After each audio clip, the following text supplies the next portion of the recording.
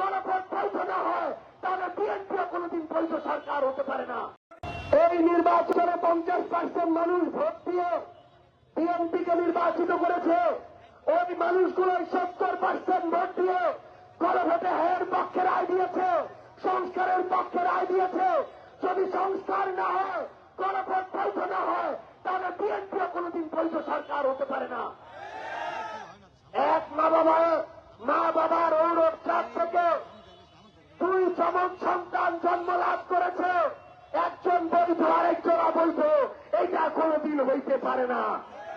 সেই অভ্যুত্থানের ফলে, যে জুলাই সনদের ফলে, সেই জুলাই সনদ আদেশের ফলে একটা গণভোট হচ্ছে। সেই গণভোটের রায় যদি বৈধ না হয়, তাহলে তারেক রহমান কোনদিন বৈধ প্রধানমন্ত্রী হতে পারে না। সালাউদ্দিন আহমেদ কোনদিন বৈধ স্বরাষ্ট্রমন্ত্রী হতে পারে না।